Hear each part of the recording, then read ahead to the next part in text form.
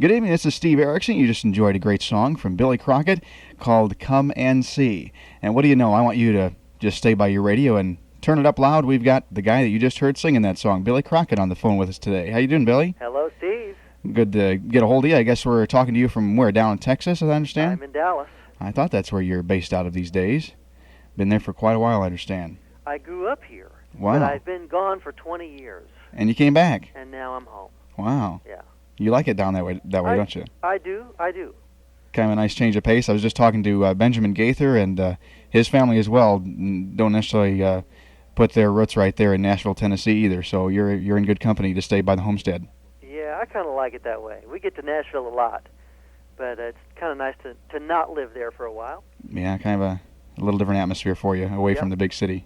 That's for sure. At least from that big city. Right. Closer to your big city, but a different one than Nashville anyway. But we just heard, I believe we just heard Come and See, actually, from Redbird Blue Sky. And just to get things rolling, I'm sure our listeners have probably heard from you once in a while. I remember back in, I guess it was 86, 87, we had the Carrier album out, and eventually pieces of that came out on a Portraits compact disc. Yeah. Can you just tell our listeners just a little bit how you first got into all this recording kind of stuff? You know, I made my way to Nashville. We're already talking about Nashville again. Right. When I got out of music school in Miami, I began to hear about the kind of things that were happening in the first chapter or two of Christian music that were going on largely in Nashville. And I moved to town with guitar in hand, like 2,500 other guys did, and had I guess some initial encounters with some of the publishers there, and was writing some little songs, and spent some years doing that and not doing it very, very successfully.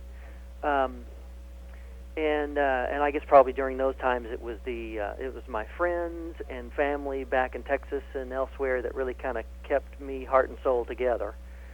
Until I was able to land a song here, over there, and kind of begin to find that the songs were finding a place. So you started out as other solo artists we've talked to too, as more of a songwriter than an actual performer, then, didn't you? Yes. In fact, my first big thrill was to be signed as an exclusive songwriter with Word. Ah. And there we all were down in the basement, and they would come in every day with the roster who was going to make records next week, and we want another Sandy Patty hit, Wow. And it was a remarkable little collection of gifted people, and I spent some years kind of approaching it that way, and really met a lot of great folks doing it. So you've written songs for probably some artists that we've played along the way then too. Yes, I'm sure I have, although maybe not a lot. Mm-hmm. But I did have some really good folks cut some of our songs. David Meese and along the way we had cuts by Wayne Watson and some other folks, and that was really kind of my introduction to the way this business works. So was there a point where you could just pinpoint and say that, hey, that's where I crossed over from being a songwriter to an actual performer? No, it just took so long. I think there was a point in my heart that I began to realize that some of these songs that I had written were personal, mm-hmm. and that I felt like that to be able to sing them and tell them in a way, and some of them really needed to be said by me. Right. And I didn't know that necessarily would be a career, but I needed to go out and start singing them. A different passion from the songwriter as opposed to, here, take my inmost, deepest thoughts and have somebody else pluck away at them or something. Right, which is a thrill, really. I mean, for somebody to make, to say out loud and in public your heart's creation. Right. That was normally really wonderful. Of course, there is a possibility that they would mess it up, mm-hmm. that they would change a lyric, or that they would sing it in a way, or put funky background vocals on something that was tender. Where that wouldn't have been your arrangement of it to begin with. Right. So you'd been playing. That happened occasionally. They would put the bebop background people to the lyric that was just really so focused and tender. But for the most part, it was really gratifying that they would use your stuff. Yeah. But that is really a different experience than being able to look the people in the eye and sing. Right, as it's your own stuff, your own heart. Right. And be able to sing your own song instead of you singing somebody else's either. So it kind of goes both ways, I understand. Right. Yes, it does. And even that before was the beginning of a kind of a brand new adventure, and I was with Word at the time, and they decided to go ahead and present about 2 or 3 songs for real, down to the, management, the suits, as we say. And they came back with a green light and said, well, let's continue to develop this. And about the time you think it isn't going to happen, about a year and a half later, if suddenly they say, okay, we got the budget for it, let's go. That's great. Even before you moved to Nashville, though, you knew how to play around on the guitar a little bit, didn't you? I have been playing a long time. Ever since high school, isn't it? Or more before that even? Yeah, I guess I started somewhere in grade school, and my dad, in his wisdom, made me focus on piano for a couple of years. I thought you knew how to play piano, too. I don't know if I'd read that someplace or just if I'd heard you say it in concert sometime. I just somehow knew that, too. I do some writing on piano, and it really is a good basic, it's a fundamental way to look at music and to see it. It's very graphic, and it really helps guitar players if they have some background on piano. To see how that works, too. So how'd you decide finally to stick with the guitar for full force kind of thing? Well, by the time I got in junior high school, I just could not be stopped. It was just full force. That's Here's the only how it happened. Only thing he had on his mind. Shopping at White's Automotive with my dad for tires, and guess what they give away free with a set of 4 tires? No way. A guitar? Yes way. That's great. An acoustic guitar, which was a terrible guitar. It was a Cable Master. It was just had telephone wire for strings. Oh my goodness. But it was a start, and it was really felt so good. It just felt so right. That's neat. I was going to mention to you, I'm taking guitar now, and I feel like I don't mind saying I'm 27 and feel like I'm like 5 years old again because I'm like first grade level on guitar now, and it's a little slow in going, that's for sure. Like a language. Yeah, that's exactly right. But as you said, I've got, as it ends up with me as well, I've got some piano background too, so that helps me to make sure I know what notes fill the chord up and that kind of thing. What happened to me was I got all interested in guitar and quite obsessed with it, really. And it wasn't until years later that I began to see that God can orchestrate something in your life that happens over years, that the picture that doesn't really come into focus for a while. And I needed the infrastructure of the language of playing guitar in order to be able to say the things of faith that I found out about later. So that gave you the tools you needed to do it. Right. Well, that's neat. And it just comes forth, of course, both with your singing and your great guitar playing on your newest release. Kind of jumping fast forward to the present time. Great, thanks. And it's just great. I really enjoy playing both singles from that so far, Song and Dance and Come and See. And once in a while we sneak in that the wake-up song there, too, the Good Morning one, too. Wonderful. And we try to sneak that in there. And this, actually, if we were counting, this is what if I'm seeing if I've got it right, your 4th or 5th album.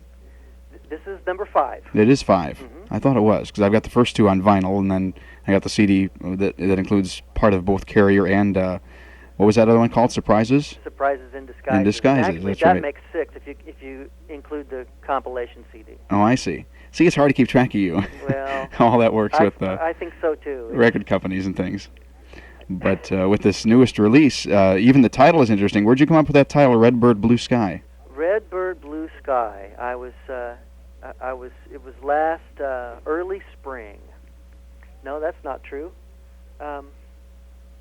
Must have been 2 springs ago that we were just finishing up the songs.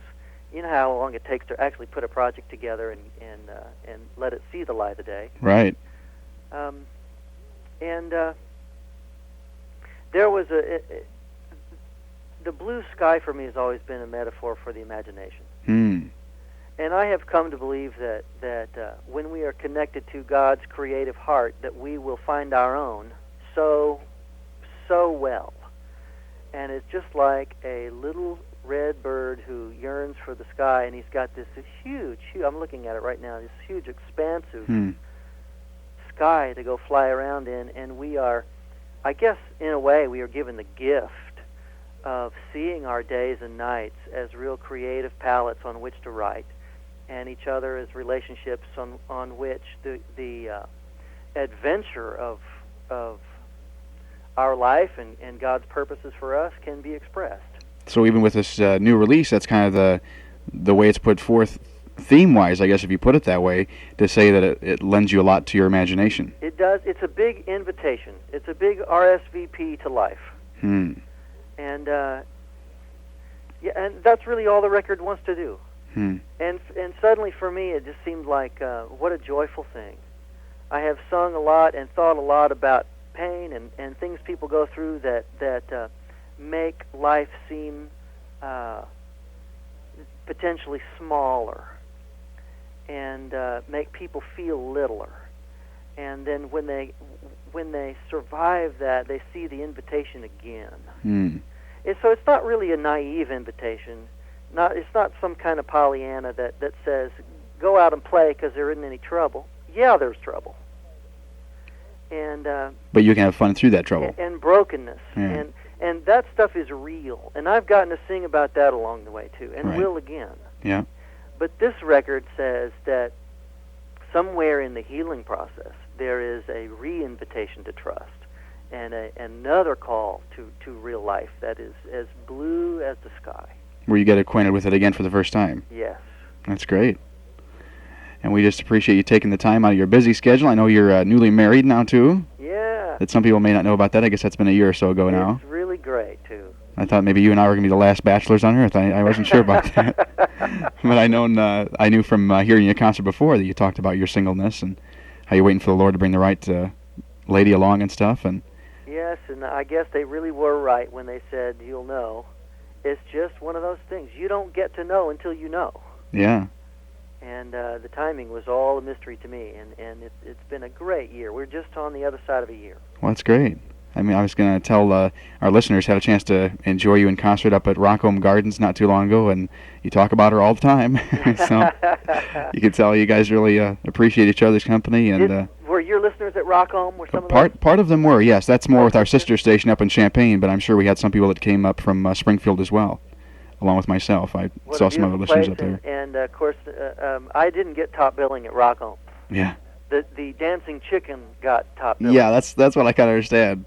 And that's quite a chicken too. And I'll take second place to dancing chicken anytime. Got a lot for just a quarter too. It's something for your money. You never know what you're going to find up there at Rockholm Gardens. That's for sure. But so what's on the horizon for you? Are you going out on tour for the fall? What's your schedule look like? Yes, we're doing fly dates mostly now. We go somewhere pretty much every week and do one or two dates and then come right back home to house, home, and wife. Well, that's good. Kind of nice the schedule works out that way. I was going to ask you if you're going to be doing any more dates with that buddy of yours, Rich Mullins. Rich and I. Well, you know what? I have. I just heard from them last week that we might be putting something on the books here before too long. That'd be great. I understand he'll be in the Springfield area in November, so I didn't know if you were going to be part of that tour with him and Ashley Cleveland and maybe somebody else or not. I know that's going to be neat. It's going to be really fun. To be part of it, and I wish I were. We decided that since we had our own project out this year, we needed to go follow up on it. Well, hopefully you guys can work together on something eventually again. I do too. I really think he's one of the prolific truth tellers that we have. Sounds like you guys had a lot of fun together. Yeah, we did. My goodness. He's a weird guy. Yeah. Barefoot and all, I hear. What's that? I said I hear he does concerts once in a while barefooted. Oh, you just never know what to expect with Rich. Oh my. He'll pretty much do or say anything, and he doesn't get all cleaned up for the microphone, which I really kind of appreciate about him. Yeah. Just down home kind of guy. I don't think he ever gets cleaned up at all, in fact. Well, hopefully, I don't know. I have to see what he says about that. See if I can interview him sometime and get the other side of the story. See what he says about me. Yeah. Get the other side of the story. But appreciate you taking the time with us today. We'll spin some more of your tunes in just a second here. Let them hear Song and Dance in just a second here. You are really kind to play the songs. I really appreciate it, and we look forward to getting to your neck of the woods soon. Well, hopefully you can do that. I just appreciate hearing something from you again. It's been, I think, at least a good 2 years since a release from you, hasn't it? Two or three? It sure has. And that one was more like 3, I think. Yeah, I thought it was 3, because you had the basic stuff, and then you had the one that I can't think the name of offhand. Starlight Night. That's right, and then this one here. And I've liked everything you've done, but especially this new one. It seems like it kind of goes more toward the theme sort of thing of the basic stuff. Yes. Where it's more of a, I don't know if you want to say fun, but more of a different kind of thematic kind of thing on it than what your last one was. Yes, it really does. It has and here's the deal about Redbird Blue Sky. You know who that little bird is? Who's that? That's the bird that in Matthew Jesus talks about, who doesn't sow or reap or save anything up in barns. Yet her heavenly Father feeds her. And of course, the next remark he makes is, how much more valuable are you than birds? Right. That's that little red bird, and the message that I want to say very simply is, don't worry about your life. What an audacious thing for Jesus to say. Right. That's exactly right. In the world that we live in. But I kind of want to repeat him in some of these songs and say, there is an invitation to such a freedom. And I can't say that I know a whole lot about it, but it pulls me so hard. And this record is something that wants to pull you to that kind of a connection with Christ that would make us free. That's good. It's good to have something like that to be able to play on the radio, that's for sure. Well, I sure appreciate you doing that. And as we leave today, can you get us into song and dance? Yeah. You kind of segued good right into that. Going. Put away your woes, let them go. They're going to be here tomorrow. But so what are you going to do? Tune your heart to the birds that fly out on the edge of the deep blue sky. And don't forget to dance. That's good. Here's Billy Crockett with Song and Dance, and we do appreciate you being with us today, Billy, and wish you all the God's blessings with your new marriage there, and say hi to her for me. We'll be able to see her along with you if you travel this way sometime. We'll get back, I promise. All right, take it easy. Okay, Bye-bye. bye, Steve.